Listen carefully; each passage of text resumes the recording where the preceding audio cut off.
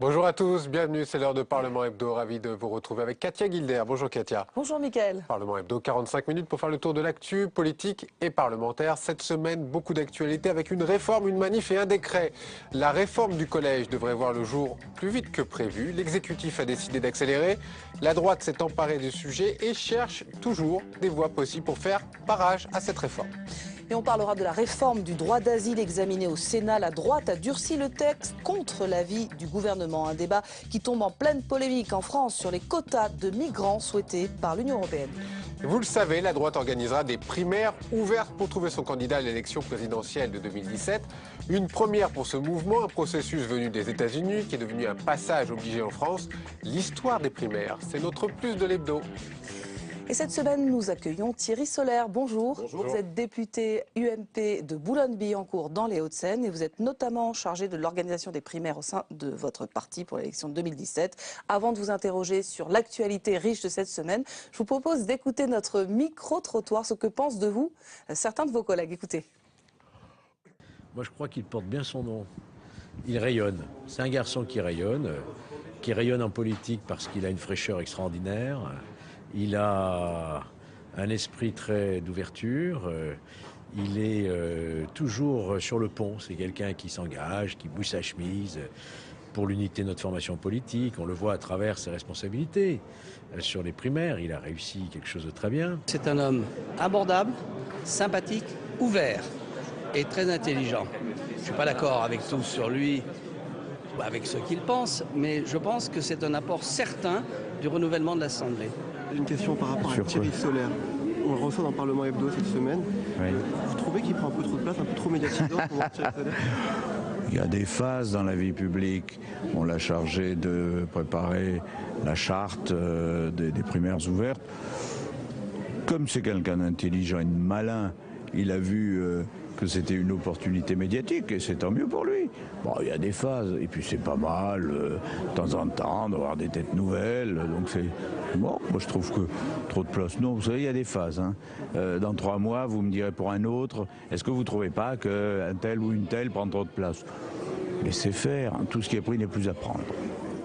Alors vous reconnaissez dans le portrait, vous êtes celui qui monte, malin, intelligent. Vous êtes aussi opportuniste, dit-on de vous.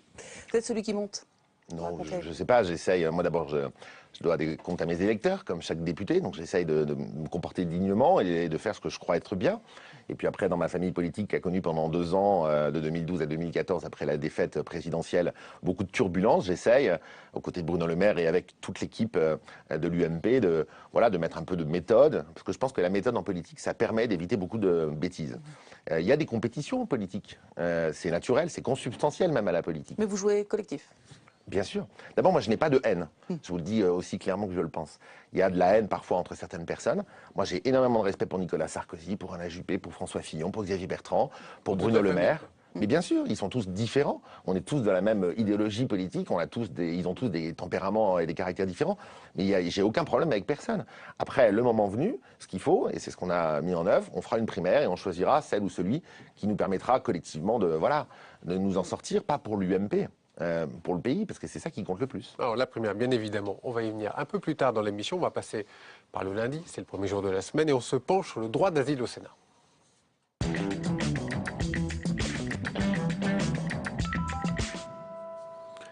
Discussion examinée au Sénat ce lundi. Ce débat tombe en pleine polémique sur les propositions de l'Union européenne qui invitent les États membres à mettre en place des quotas de migrants. Les explications de Flora Sauvage. Faut-il instaurer des quotas migratoires dans l'Union, comme le suggère la Commission européenne? Au Sénat, le débat s'est invité dans l'hémicycle lors de l'examen de la réforme du droit d'asile. Est-ce qu'on peut savoir clairement ce que sera ou ce qu'est la position de la France par rapport à la demande européenne? Oui ou non, la France va-t-elle accepter la définition de quotas européens prenant en compte les efforts déjà réalisés? Après la Grande-Bretagne, la Hongrie et la Pologne, la France s'oppose aux quotas pour l'accueil des réfugiés. Pour le gouvernement, la France a déjà fait beaucoup d'efforts. Nous souhaitons que ces demandeurs d'asile soient répartis entre pays de l'Union européenne en tenant compte des efforts déjà faits par ces pays en matière d'accueil de demandeurs d'asile. Et la notion de quota pour les demandeurs d'asile n'a pas de sens, puisqu'à partir du moment où ce sont des critères qui président à leur accueil, l'utilisation du concept de quotas n'a pas de sens. Des quotas qui trouvent pourtant des défenseurs sur les bancs de la gauche du Sénat. Vous ne pouvez pas faire du talmudisme en faisant la différence entre quotas et répartition. La différence n'est pas tout à fait claire. Là, on fait vraiment un peu on fait de la rhétorique pour noyer le poisson. La question des quotas sera abordée lors du prochain sommet européen le 30 juin. L'année dernière, 626 000 personnes ont demandé l'asile en Europe, soit une augmentation de plus de 44% par rapport à 2013. Quotas, clé de répartition, il y a un peu de flou dans les mots employés. Alors justement, Manuel Valls, lui, est revenu sur ses propos et a tenté de clarifier ses positions devant la représentation nationale. Écoutez. Il faut aussi éviter les amalgames, notamment entre le droit d'asile et l'immigration irrégulière. Le droit d'asile, c'est un droit accordé à partir de critères. Par conséquent, par définition, le nombre de ses bénéficiaires ne peut faire l'objet de quotas. Ça serait d'ailleurs une faute morale et éthique que d'aller dans cette voie. Thierry Solaire, Bernard Cazeneuve estimait normal de répartir la charge des demandeurs d'asile entre les pays européens. Manuel Valls, lui, dit qu'il ne veut pas de quotas. Est-ce que pour vous, il y a un double langage, un pour Bruxelles et un pour les électeurs français? De toute évidence, il y a un grand flou dans la politique que conduit la France sur ces sujets. Pardon, mais l'expression, hein, quand il y a un flou. Il y a un loup. Alors, justement, il y a un loup parce qu'on ne comprend pas ce qu'ils veulent faire, ou malheureusement, on comprend qu'ils n'ont pas une vision claire, c'est-à-dire ferme, de savoir qu'est-ce que la France va faire dans ces sujets-là. D'abord, quotas, clé de répartition. Enfin, pardon, si on dit que chaque pays européen, comme le dit Bernard Cazeneuve, doit prendre une partie, je vois pas de différence avec un système de quotas. C'est un sujet tabou, donc personne mais oui, mais il faut arrêter avec l'immigration, de ne pas poser l'équation de l'immigration. La problématique de l'immigration, elle est multiforme. Il y a le droit d'asile. Le droit d'asile, c'est un immense sujet. Où aujourd'hui, c'est tellement long qu'un demandeur d'asile puisse avoir une réponse administrative qu'en fait, il arrive en France, il est demandeur d'asile, il arrive avec sa famille, puis ça dure 2 ans. Puis au bout de 2 ans, de toute façon, ses enfants sont scolarisés, il s'est mis dans la société française. Et après, il n'est pas expulsé. Et donc, de toute façon, ne pas juger, ne pas rendre justice, c'est une manière de la rendre. Et donc, nous, on demande une réforme claire du droit d'asile pour que ça soit rapidement étudié, qu'en 6 mois, avec une voie d'appel possible, on puisse faire cela, mais qu'on arrête de dévoyer la procédure du droit d'asile. Deuxièmement, il y a le sujet de cette vague d'immigration qui arrive du continent africain, qui est, on le voit tous, ravagée par des conflits, par plein de maux. L'immigration, d'ailleurs, africaine, elle est surtout intra-africaine, hein, il faut en avoir conscience. Et surtout des mouvements de population énormes entre les différents pays africains. Qu'est-ce que vous allez proposer? Parce que si j'ai bien compris, à l'UMP, il va y avoir des thématiques qui vont arriver, et notamment l'immigration va arriver aussi très vite. Qu'est-ce que vous allez proposer de plus? Qu'est-ce qui est fait aujourd'hui par le gouvernement? Moi, je vais vous dire ce que j'attends de ma famille politique et des différents candidats le moment venu à la primaire, c'est qu'il n'ait pas des facilités en proposant des surenchères non crédibles, mais qui proposent des choses qui soient efficaces et que derrière l'État puisse le mettre en œuvre. Ça sert à rien de faire des grandes propositions qui ne sont pas crédibles. Ce que j'attends, c'est qu'on se rende compte de la situation spécifique des migrants en Méditerranée. Ça transite énormément, ils transitent énormément par la Libye, on le voit bien, donc ça pose un immense problème sur ce sujet. Et donc moi, je crois que l'Union européenne, qui n'existe pas suffisamment sur beaucoup de sujets, elle doit exister sur ce sujet-là, pour le coup, en mutualisant des moyens pour intervenir sur place, pour empêcher les passeurs de faire venir ces êtres humains, c'est de la traite d'êtres humains, et à traverser la Méditerranée et au passage sur cette question, parce qu'on a beaucoup entendu parler, vous savez, d'une intervention. Vous seriez pour une intervention en Libye? Je crois qu'on ne pourra pas faire l'économie à un moment ou à un autre d'une intervention en Libye, parce qu'aujourd'hui, depuis la chute du régime de Kadhafi, que je ne regrette pas du tout, que je pense qui était bien sûr une décision... L'intervention est nécessaire, utile maintenant, tout de suite? Je ne sais pas, je ne suis pas un stratège militaire, je vous dis juste, je ne vois pas comment, et j'entends Hubert Védrine, même à gauche, qui est une voix qui m'importe toujours, considérer la même chose. On ne pourra pas faire l'économie d'intervenir là-bas. C'est l'endroit où se développe le terrorisme, et notamment ce trafic d'êtres humains vers l'Europe est tenu beaucoup par des organisations terroristes, et ça c'est une menace terrible pour la France et pour l'Europe. Une question très rapide, vous dites que l'Union européenne doit se mêler de ces questions, mais en même temps vous dites que sur l'asile, sur les quotas, il n'en faut pas, il faut que ça reste du domaine de la souveraineté nationale. Parce que bien sûr... Qu'est-ce qui est de ressort de l'Union européenne? C'est la mutualisation de l'Union européenne. Qu'on mutualise des politiques, parce que la France ne peut pas seule, ce qu'elle fait au Mali, en Centrafrique, elle est quasiment seule à faire cela. C'est pas possible qu'un seul pays fasse tout. que l'Europe, que l'Union européenne mutualise les moyens de tous les États membres qui veulent s'engager pour avoir Mais une sans politique toucher à la efficace. souveraineté. Après, la souveraineté des États, c'est les États qui l'ont à l'avoir. Et on n'a pas, la Commission européenne n'a pas de légitimité démocratique à dire à la France, comme à l'Allemagne, comme à d'autres, qu'il faut prendre X contingent de migrants. Thierry Soler, on va revenir sur des préoccupations plus franco-françaises avec les professeurs qui sont dans la rue et cette grande réforme du collège et ses polémiques.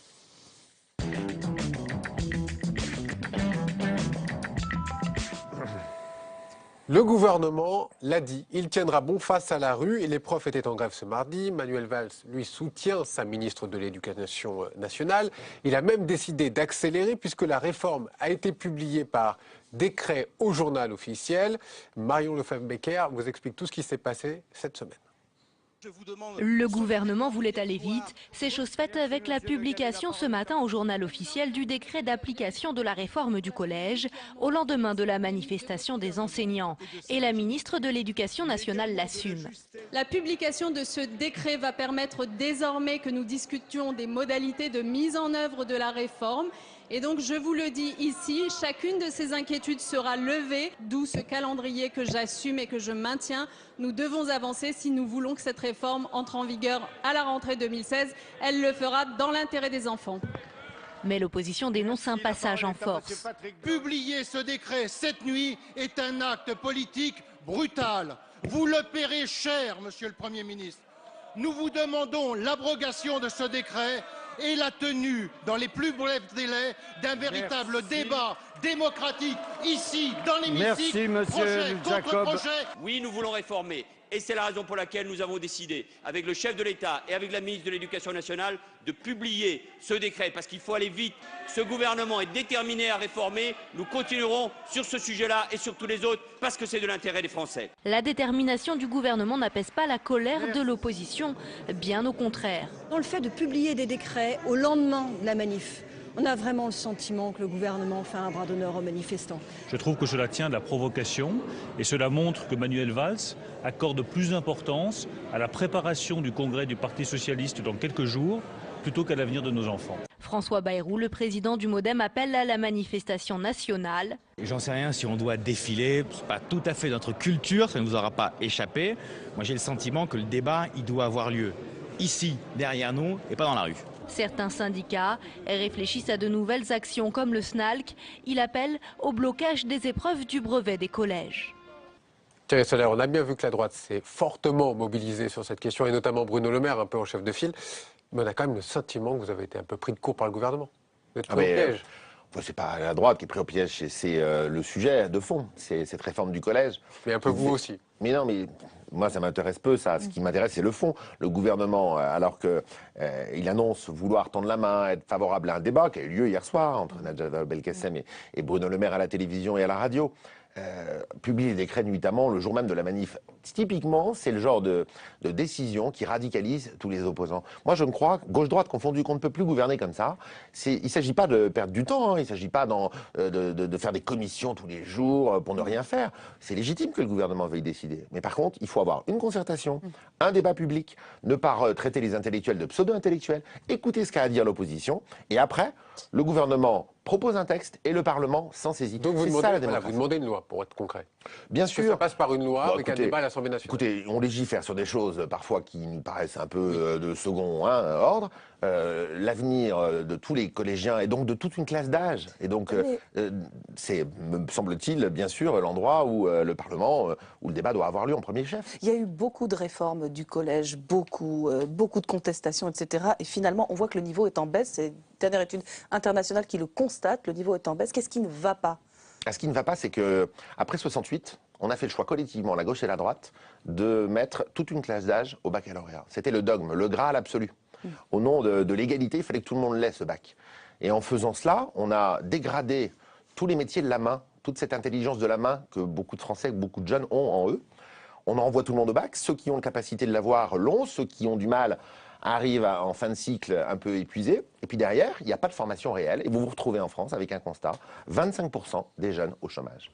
Alors que quand vous allez à quelques centaines de kilomètres de chez nous, en Suisse, 5% des jeunes Suisses au chômage, 70% en apprentissage, c'est-à-dire la vraie apprentissage d'un métier. Regardez l'initiative de Xavier Niel, qui est absolument très intéressante à observer.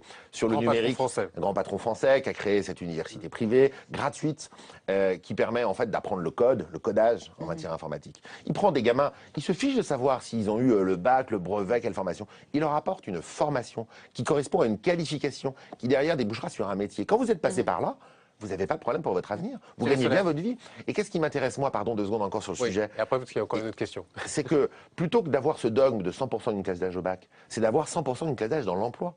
Et donc pour ça, il nous faut 2 choses. Un, revoir le système éducatif. Le primaire, c'est l'apprentissage des fondamentaux. Le collège, ça doit faire 2 choses. Un, l'apprentissage de la langue française, de la grammaire, des mathématiques, de l'histoire, parce qu'on fabrique des citoyens aussi. L'apprentissage du socle commun de la nation. Lire, écrire, compter. Oui, mais l'histoire de notre pays aussi, les valeurs de notre pays. Et puis à côté de ça, il faut donner, dès le plus jeune âge, des enseignements optionnels qui permettront à plein de gamins qui, en vrai, ont décroché sur un plan scolaire dès la 6e, de s'en sortir, parce qu'ils seront valorisés, parce qu'ils réussiront quelque chose. Et puis après, s'ils réussissent dans le codage dès la 5e, eh ben, ils se spécialiseront là-dedans, et vous les retrouverez à 25 ans. Ils auront un job et ils seront épanouis. Sur ce thème. Najat Vallaud-Belkacem, vous lui réservez le même sort qu'à Christiane Taubira? Non mais, ça en prend le chemin. Même en voyant le débat entre Bruno Le Maire et Najat Vallaud-Belkacem, on comprend que la cible, c'est la ministre. Mais non, là-bas, il n'y a aucune attaque personnelle. Et je vais vous dire précisément ce que Nicolas Sarkozy a dit quand il a voulu comparer les deux. C'est que c'est la même méthode sur la loi sur le mariage pour tous que la loi sur l'école. C'est des sujets qui intéressent tous les Français. C'est des sujets sur lesquels il faut écouter ce que dit l'opposition et ce que disent les Français. Et c'est des sujets sur lesquels le président de la République et le Premier ministre disent circuler, il n'y a rien à voir. Au moment de la manif pour tous, quoi qu'on pense du fond, il y a eu près d'1 million de gens dans la rue. On n'a même pas reçu les représentants de la manifestation. Alors donc la ministre n'est pas une cible? Mais non, pas du tout. Il n'y a aucune attaque de personne. Il y a juste le fait que dans la méthode... C'est ce que dit le Parti socialiste. Mais oui, mais parce qu'ils préfèrent parler de ça que parler du fond. Ça ne les intéresse pas de parler du fond. Ce qui les intéresse surtout, c'est ce culte en permanence de la stigmatisation pour essayer de ne pas regarder les vrais sujets. Il y a un autre sujet qui suscite beaucoup de clivages, un sujet de société sensible qui revient dans le débat, la gestation pour autrui. Le tribunal de Nantes a autorisé cette semaine l'inscription à l'état civil de 3 enfants nés de mères porteuses à l'étranger. La Cour de cassation doit se prononcer sur cette décision. Explication de Valérie Brochard. Mercredi dernier, le tribunal de grande instance de Nantes s'est prononcé en faveur de l'inscription à l'état civil français de 3 enfants nés de mères porteuses en Russie. Une décision qui réveille le débat sur la gestation pour autrui. D'un côté, vous condamnez la GPA et de l'autre, vous incitez à cette pratique en facilitant l'accueil des enfants issus de GPA à l'étranger. Nous sommes dans un pays où nous veillons à protéger les enfants. Madame, il s'agit d'enfants en chair et en os, d'enfants qui vont à l'école, d'enfants qui effectivement sont aussi doués que les autres pour agacer les enseignants, pour énerver leurs parents, mais d'enfants de ce pays, d'enfants de la République. Et ces enfants-là, quoi que vous disiez, nous allons les protéger, madame.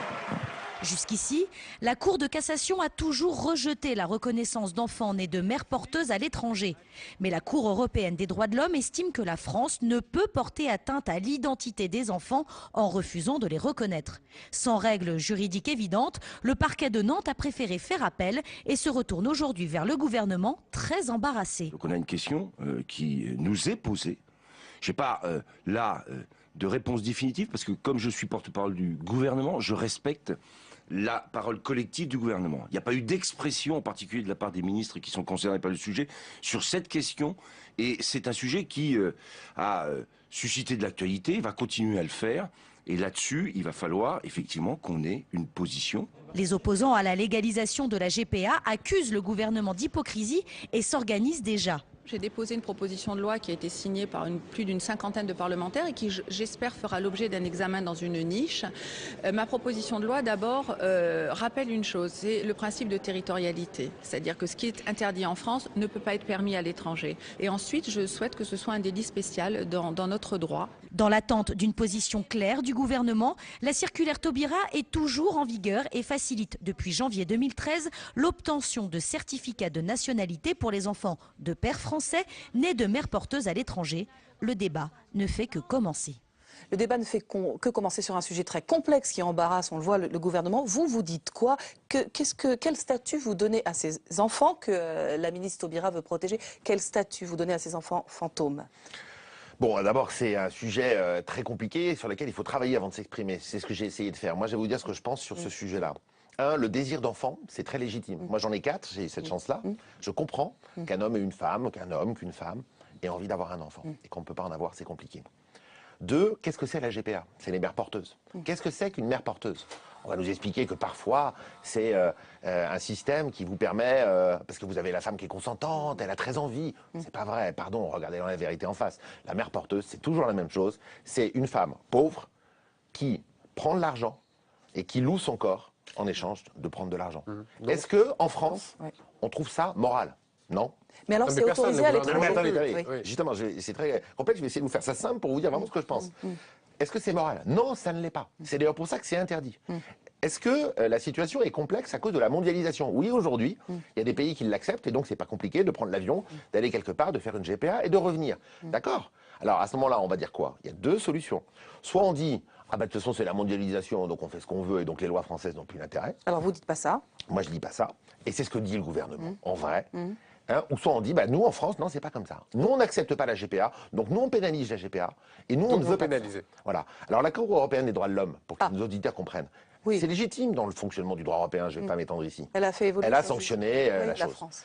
Qu'est-ce que doit faire donc la France? Et le président de la République, je vous rappelle, s'était engagé sur ce sujet, à prendre des initiatives juridiques pour qu'enfin ça soit dans les faits et pas uniquement dans les principes interdits en France, la GPA. Il devait donc prendre une initiative législative. Ils ne la prennent pas. Alors après, bien sûr, naturellement, un tribunal, celui de Nantes, sur la base de ce qu'a dit la Cour européenne des droits de l'homme, dit ah ben non, c'est pas possible. Donc il y a un vide, il y a un problème. Je termine par vous dire une chose. Votre question, c'est que faire de ces enfants? Arrêtons l'hypocrisie. Les enfants, ils ne sont pas hors sol. Qu'est-ce que la Cour européenne des droits de l'homme veut faire? Elle veut transcrire dans l'état civil. C'est-à-dire que les parents qui auraient fait des GPA à l'étranger considèrent qu'en gros, on mettrait dans leur état civil que c'est voilà, né de monsieur et de madame. Voilà. C'est pas ça la réalité. Si on fait ça, ça veut dire qu'on autorise la GPA. C'est ce qu'en définitive le gouvernement fait par hypocrisie. Ne rien faire, c'est légaliser la GPA. C'est ce qu'ils sont en train de faire. Nous, on prendra, j'en suis certain, et ça, ils sont tous d'accord à l'UMP sur le sujet, un engagement très clair devant les Français en 2017 pour qu'en France, la GPA, qui est une horreur, c'est la marchandisation du corps de la femme, ça soit interdit, pas dans les mots, mais dans les actes. On va parler un petit peu de votre parti. On est toujours mardi, il y avait un bureau politique, un bureau national, et on a décidé d'élargir un petit peu ce bureau à 115 membres, si je ne me trompe pas. On est allé devant ce bureau et on a écouté Jean-Pierre Raffarin juste à la sortie. Regardez. Je pense quand même que tout ceci est gouverné avec une certaine autorité et que les uns et les autres ont les capacités à la fois à s'exprimer mais en même temps à harmoniser nos débats. Là, le consensus prouve qu'on peut être nombreux, mais à condition qu'il y ait beaucoup de préparation. Parce que le résultat d'aujourd'hui, c'est beaucoup de travail, beaucoup de discussions et au fond, le respect des uns et des autres. Bon, certains ont parlé d'armée mexicaine, 115, on a surtout l'impression que tout change, même le nom, mais que rien ne change en fait. Non mais attendez, de quoi parle-t-on? On est depuis 2 ans dans l'opposition. On a eu 2 ans terribles, où l'opposition en France, elle a donné un spectacle qui n'était pas à la hauteur de ce qu'attendaient les Français. Il y a eu une élection pour choisir un nouveau président de l'UMP. Moi, j'ai soutenu fortement Bruno Le Maire à cette élection. C'est Nicolas Sarkozy qui a été élu. Moi, je donne crédit à Nicolas Sarkozy. On a aujourd'hui un parti politique en ordre de marche. Ça veut dire quoi, un parti politique en ordre de marche? Ça veut dire un parti politique où les ambitions de personnes qui existent, bien sûr, elles sont gérées. Et ça, c'est une méthode, c'est la primaire, elle aura lieu en novembre 2016. C'est un parti politique qui se met au boulot, c'est un parti politique qui veille à ne pas donner un spectacle pitoyable matin, midi et soir de querelles, de clochers qui n'intéressent pas les Français, et c'est un parti politique qui essaye d'avancer sur des sujets de fond. On a parlé de l'éducation, on a parlé de différents sujets. Cela n'empêche encore des écuries, vous l'avez dit, vous êtes un projet de Bruno Le Maire, il y a les autres. 115 membres, c'est beaucoup. Bruno Le Maire, oui, Bruno Le Maire, juste pour rester 2 petites minutes sur Bruno Le Maire, vous n'avez pas l'impression qu'il est utilisé en ce moment par Nicolas Sarkozy pour contrer Alain Juppé et François Fillon? Non, vous n'avez pas cette impression-là? Pas du tout. Ça se passe pas comme ça. Il y aura le moment venu. C'est une vue de l'esprit des journalistes, c'est ça? Je ne veux pas vous porter un jugement de valeur sur vos vues de l'esprit ou pas. Je vous dis juste, il y aura le moment venu une primaire qui désignera celle ou celui qui portera nos couleurs. C'est pas un bureau politique qui va désigner. C'est tous les Français qui se reconnaissent dans les valeurs de la droite et du centre qui viendront choisir leur candidat. Après, on verra bien qui sera candidat. Alain Juppé, François Fillon ont dit qu'ils le seront. Nicolas Sarkozy ne l'a pas dit, Bruno Le Maire ne l'a pas encore dit. C'est pas parce qu'on a dit qu'on le serait, qu'on le sera vraiment le moment venu, et c'est pas parce qu'on n'a pas encore dit qu'on allait l'être, qu'on ne le sera pas. Vous voyez? Non, il faut essayer de comprendre. Et le nom, les Républicains, c'est le bon choix? C'est le Écoutez, bon en tout cas, moment pour Nicolas changer. Sarkozy s'est engagé sur un changement de nom. La République, c'est un joli nom. Sondage. On a tellement entendu la gauche Regardez. stigmatiser la droite et l'UMP en disant Regardez vous ce êtes- sondage, voilà. Vous n'êtes pas républicain. Pour répondre à votre question, vous n'êtes pas républicain.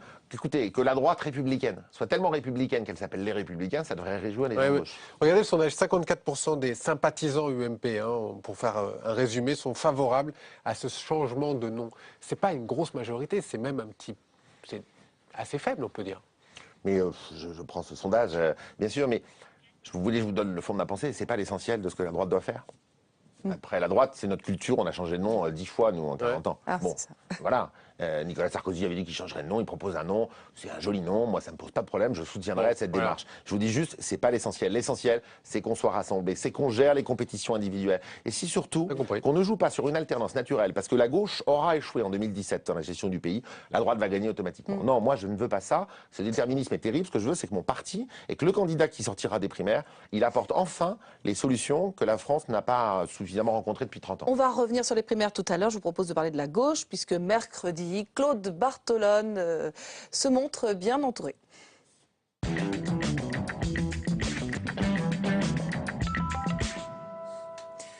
Claude Bartolone, président de l'Assemblée nationale, est tout nouveau candidat à la présidence de la région Île-de-France. Il est apparu aux côtés des élus socialistes d'Île-de-France, les socialistes rassemblés, mais pas toute la gauche. Les communistes et les Verts vont visiblement faire bande à part. Thierry Solaire, pas d'union de la gauche en vue. Et comment ça va se passer à droite, notamment avec l'UDI pour ces régionales en Île-de-France? Vous êtes le porte-parole de la campagne de Valérie Pécresse. Alors d'abord, sur Valérie Pécresse, nous on s'est rassemblés depuis longtemps derrière Valérie, parce que Valérie, elle a pris pas des orientations dans tous les sens. Elle se consacre à cette région Île-de-France, qui est depuis 17 ans gérée par la gauche. Le bilan est catastrophique, c'est pas moi qui le dis, c'est la gauche elle-même. C'est la première fois d'ailleurs, et je trouve que vous devriez regarder ça avec intérêt, que la gauche, constatant qu'elle a un mauvais bilan, change son président. Je serais François Hollande, je m'inquiéterais de la conséquence que ça peut avoir pour 2017. Qu'est-ce qu'ils ont pris? Ils ont choisi Claude Bartolone. Bon. Écoutez, Claude Bartolone, il est comptable d'un triple bilan, celui de la gestion socialiste de la région. Je vous rappelle qu'il a été élu avec Jean Pauluchon, donc il est comptable de ce mauvais bilan. Oui. Non, à la région Île-de-France. Il a été conseiller régional avec Jean Pauluchon.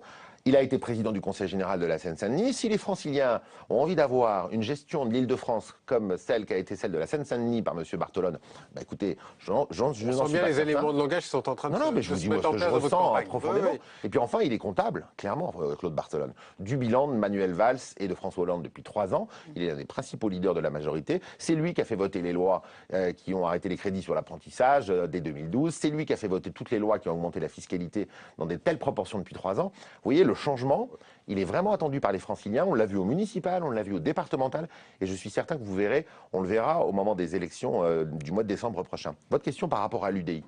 Nous, on travaille avec l'UDI toujours. Ce sont nos partenaires naturels. On travaille avec eux dans les mairies, on travaille avec eux dans les départements. Quand la droite est au pouvoir, elle travaille avec eux au gouvernement. Et donc Valérie Pécresse et Chantal Jouanneau travaillent en parfaite cohérence. Moi, j'ai bon espoir qu'on arrive à faire une liste unique. Je pense que c'est ce qu'attendent les Franciliens.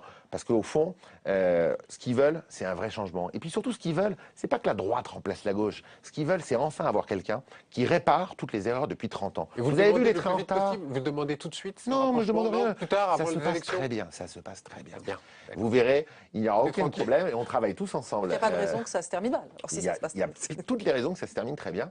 Et surtout, le plus important, je vous dis, c'est qu'on arrive enfin à régler les problèmes que notre région connaît. Vous avez vu les centaines de kilomètres de bouchons, la pollution, voilà. Et la thématique de la gauche, qui consiste à dire, nous on est là pour enlever les inégalités, ben regardez, au bout de 17 ans de gestion de gauche, le niveau inégalitaire de cette région. La Seine-Saint-Denis, elle concentre tous les mots. Ça fait 17 ans que M. Huchon et M. Huchon la gèrent. Vous avez trouvé aussi là, votre cible. La gestion de la Seine-Saint-Denis. Donc Claude Bartolone, on a bien compris que c'était la cible numéro 1. On va faire un petit crochet par le Sénat, si vous voulez bien. On a examiné en commission la loi sur le renseignement.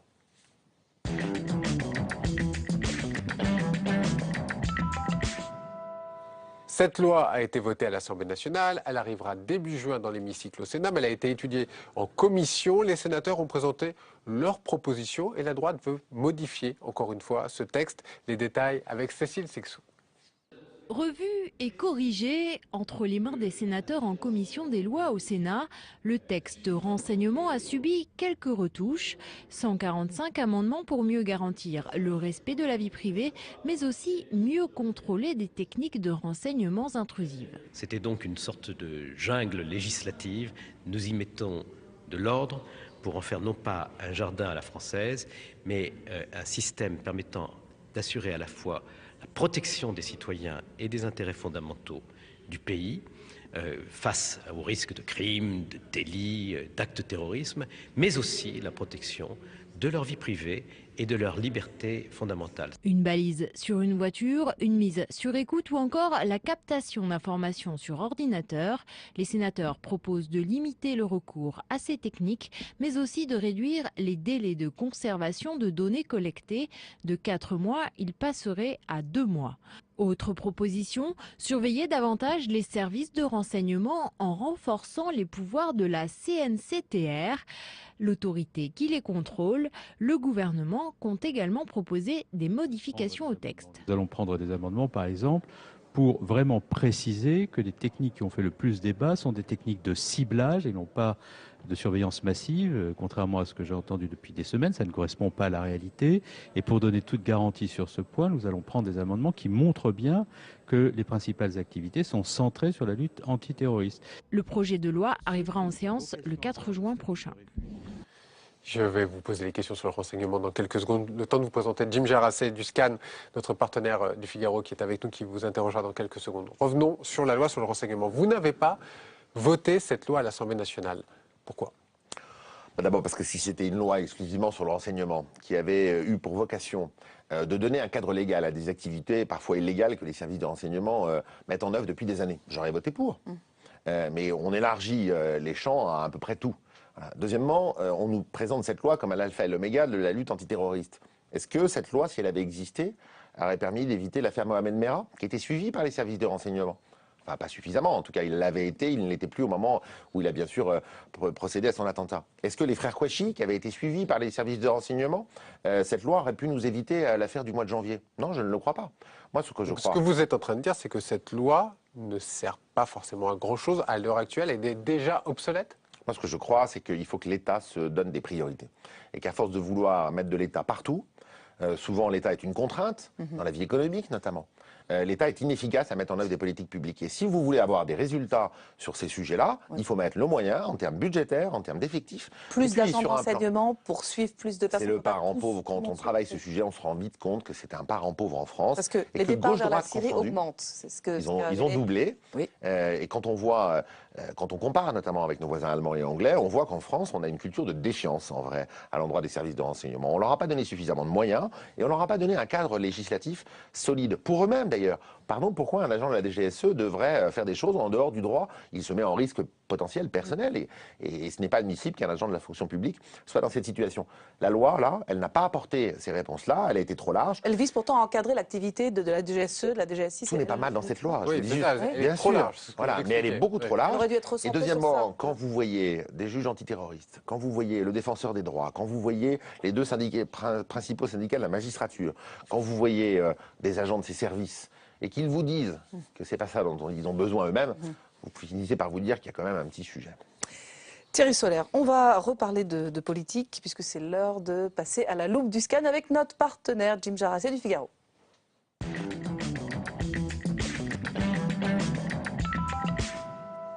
Bonjour Jim Jarassé, on va parler un peu de Bruno Le Maire. Encore. Oui, encore reparler de Bruno Le Maire, parce qu'il faut dire que c'était quand même un peu la semaine Bruno Le Maire, cette semaine.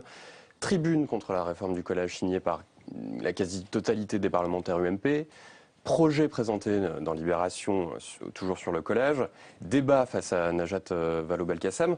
Bon, sans conteste, Bruno Le Maire, il a vraiment marqué des points cette semaine. On a eu l'impression que l'UMP a eu un petit retard d'allumage. On se pose la question, qu'est-ce qui manque encore à Bruno Le Maire pour qu'il se déclare candidat à la primaire de 2016 ? D'abord, il a, sur le sujet de l'éducation, clairement pris le leadership à droite sur ces sujets. Moi, je m'en réjouis, au-delà de Bruno Le Maire. pour notre famille politique et pour le pays, parce qu'il faudra l'alternance en 2017. Les Français l'attendront, j'en suis certain. Et donc il faudra que le sujet de l'éducation ne soit pas la dernière roue du carrosse. Et Bruno Le Maire, il a beaucoup travaillé sur ce sujet. Il a été un opposant précis à la réforme. Plus que Nicolas Sarkozy, par exemple, qui... Écoutez, ne me demandez pas une échelle de valeur. En tout cas, Bruno, il a énormément travaillé sur ce sujet et il a aujourd'hui un projet qui n'est pas ficelé à 100%. Il a des modifications encore. Mais en tout cas, voilà, il a un projet différent de celui du gouvernement. Et ça s'est bien vu d'ailleurs hier dans l'émission. Qu'est-ce qui lui manque encore pour se déclarer à la primaire? Je pense que ce n'est pas une décision qu'on prend à la légère. Il continue de travailler. Dans sa tête, il l'a déjà prise. Je sais qu'il travaille et que son objectif, c'est d'être candidat à la primaire. Mais je sais qu'il prendra ses décisions le moment venu, en fonction de plein de paramètres. Parce je vais changer la question. on ne prend pas cette décision à la légère. Je vais renverser la question. Qu'est-ce qui pourrait empêcher Bruno Le Maire de ne pas être candidat à la primaire? Bruno Le Maire, s'il est candidat à la primaire, je pense qu'il le sera, ça sera pour la gagner. Et il ne sera pas candidat à la primaire simplement pour faire, comme on a vu à gauche, un candidat, faire un score. Son but, c'est pas faire 5% comme Emmanuel Valls. Son objectif, c'est d'avoir un projet cohérent pour que le pays se redresse. On est dans un pays qui, depuis 30 ou 40 ans, on a plein de merveilles en France.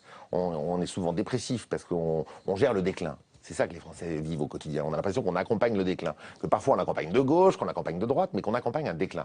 Parce que les Français veulent, c'est qu'on se redresse. Pour ça, il faut avoir un projet cohérent. Et il se déclarera candidat quand il aura la plénitude. Janvier, c'est le bon timing? Écoutez, ça, on verra. Alors, vous êtes un soutien inconditionnel de Bruno Le Maire, on l'a bien compris, mais pas seulement. Ouais, ce qu'on sait moins, c'est que vous faisiez partie de l'équipe web de Nicolas Sarkozy en 2007. Ça remonte un peu. Vous allez donc pouvoir commenter avec nous le chat de Nicolas Sarkozy qu'il a réalisé. C'était il y a tout pile une semaine sur Twitter. Alors ça a suscité pas mal de commentaires, parfois un peu négatifs.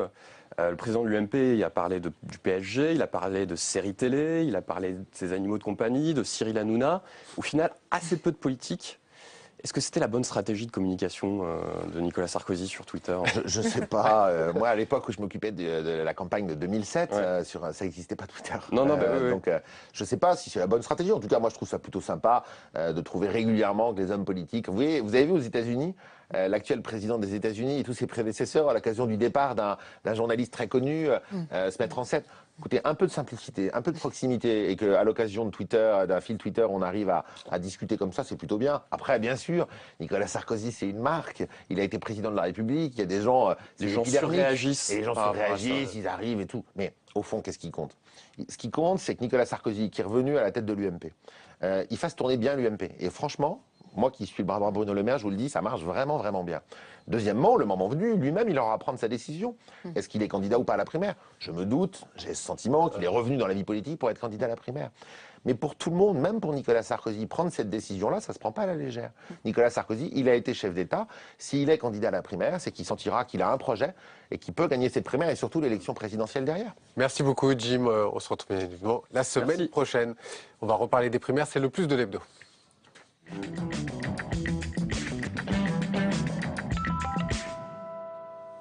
On l'a dit, Thierry Solaire, vous êtes en charge des primaires pour la droite qui auront lieu en 2016. C'est une première pour votre camp. C'est un modèle qui vient des États-Unis, qui a été utilisé par la gauche depuis 2006. C'est l'histoire des primaires qu'on vous propose. C'est vu et corrigé par Simon Barbaret. C'était une première dans la vie politique française. En octobre 2006, les chaînes parlementaires diffusaient les débats des primaires socialistes. L'idée vient des États-Unis, où l'organisation des primaires figure dans les règles internes des partis républicains et démocrates. Mais voilà, la France de la Ve République, ce n'est pas l'Amérique bipartite. En France, la tradition républicaine veut que le chef de l'État soit l'arbitre suprême, issu d'une relation particulière avec le peuple, et non l'homme ou la femme d'un camp. Que penser alors de cette mise en scène de la confrontation entre alliés politiques où les rivalités individuelles sont exacerbées et le futur candidat abîmé, comme le déplore douloureusement encore aujourd'hui Ségolène Royal? Et quand vous regardez la campagne, très peu on dit du bien de moi, très très peu. Et en face, il y avait un candidat, tous les jours, il y avait 15 personnes qui disaient du bien du candidat. Donc à partir de là, c'était quand même très difficile. Car dans une primaire, si chacun prend la parole à tour de rôle, les désaccords, les divisions ou même les attaques personnelles semblent inévitables. Et durant la campagne des primaires socialistes de 2011, Martine Aubry n'avait pas mâché ses mots à l'encontre de François Hollande. Ma grand-mère disait quand c'est flou, c'est qu'il y a un loup. Voilà. Donc j'ai essayé de mettre le doigt sur certains de ces loups hier soir. Je ne suis pas la gauche sectaire, Je n'avais pas aimé qu'ils reprennent le terme de la droite pour la CMU, pour les 35 heures. Non, moi je suis une gauche forte. En 2016, c'est l'UMP qui s'essaiera pour la première fois aux primaires. Un choix inédit, mais pour quel motif ?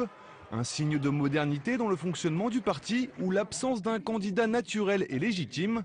Dans un parti miné par les rivalités personnelles, la compétition interne pourrait laisser des traces. Ah, la primaire, c'est bien, mais ça peut laisser des traces, ça peut être violent pour la famille. Il y a plein de qualités de défauts aux primaires. En tout cas, moi, ce que je peux vous dire pour la droite française, c'est qu'il y a un défaut qu'on ne pourra pas reproduire. C'est d'avoir 2 candidats de notre famille politique au premier tour de l'élection présidentielle. C'est ça notre tradition. 95. Chirac, Balladur en 95, et avant c'était RPA-UDF, c'était Giscard Chirac. Si on fait ça, on n'y sera même pas au second tour. Ce que les Français attendent, c'est que surtout que la droite apporte les bonnes solutions, mais aussi qu'on soit rassemblés. Et la primaire, ça sera... moi, je n'oppose pas l'homme providentiel et la primaire. L'homme providentiel, il sortira de la primaire. Et vous êtes prêts ? Vous êtes prêts pour cette primaire? Oui. L'état d'esprit est prêt? Moi, je trouve, je veux dire, après les guerres immenses qu'on a connues pendant 2 ans, je trouve qu'au contraire, cette primaire qui est maintenant actée, on connaît son calendrier, ça sera les 20 et 27 novembre 2016, on connaît les modalités, maintenant je dois travailler avec tout le groupe à la mise en œuvre opérationnelle, c'est une règle du jeu. Et la règle du jeu, ça gère les compétitions. C'est beaucoup mieux que le meilleur gagne, et puis c'est le pugilat généralisé. Et puis vous ouvrez, est-ce que vous souhaitez que François Bayrou puisse être candidat à cette primaire? En tout cas, l'organisation qu'on a mis en œuvre permet à François Bayrou, s'il se reconnaît dans les valeurs de la droite et du centre, et s'il est un opposant et il souhaite l'alternance à François Hollande, d'être candidat. Vous le souhaiteriez ou pas? Mais moi, j'entends ce que dit François Bayrou. À titre personnel, j'entends ce que dit François Bayrou. Il avait appelé à voter pour François Hollande la dernière fois, et il a déclaré que s'il avait été parlementaire récemment, au moment du 49-3, il n'aurait pas voté la censure. Et donc, je ne suis pas certain qu'à l'heure où on parle, François Bayrou soit dans une logique d'alternance à François Hollande. Mais c'est à lui de le dire. Moi, je n'ai pas de jugement de valeur à porter. Je vous dis juste, nous, les bras sont grands ouverts, et nos partenaires, notamment ceux de l'UDI, ils sont bien sûr les bienvenus pour venir travailler avec nous dans cette primaire. Ils vont venir qu'on choisisse. Il y a des signes porteurs? Bien sûr, parce que comme je vous le disais tout à l'heure, pour vous parler des régionales en Ile-de-France, quand on travaille ensemble et que ça marche bien, et que les électeurs attendent ça et que les résultats sont au rendez-vous, ça marche dans les mairies, ça marche dans les départements, ça marche dans les régions, il y a des vocation à marcher pour le pays. Qui se sont déjà engagées? Bien sûr, les discussions. D'abord, on travaille énormément ensemble au Parlement, et puis Nicolas Sarkozy, en tant que président de l'UMP, et Jean-Christophe Lagarde se voient très régulièrement, et je sais que ce sujet est plus qu'abordé. Donc vous êtes convaincu que cette culture quand même assez américaine peut prendre en France et dans votre parti? Bien sûr, parce qu'on est au XXIe siècle, et je trouve qu'on a toujours intérêt à élargir le socle de ceux qui décident par rapport à le resserrer et le refermer. Ça peut réconcilier les Français avec la politique? Ce qui réconciliera surtout les Français avec la politique, c'est que la politique apporte des résultats. Et aujourd'hui, la défiance ou l'exaspération, elle se nourrit du fait qu'il n'y a pas suffisamment de résultats, à gauche comme à droite, dans les politiques publiques, entre ce qu'on annonce et ce qu'on fait. Il y a trop de décalage. Et c'est pour ça que moi, je vous dis, en 2017, le vrai défi de la droite, c'est celui-là, c'est de redresser le pays, de s'engager pas sur 300 000 choses, mais de tenir le moment venu les engagements. Et juste un mot pour bien comprendre, vous ferez le même modèle que ce qu'a fait le Parti Socialiste en 2012, ou est-ce qu'il y aura une nouveauté, vous allez tout changer, tout révolutionner?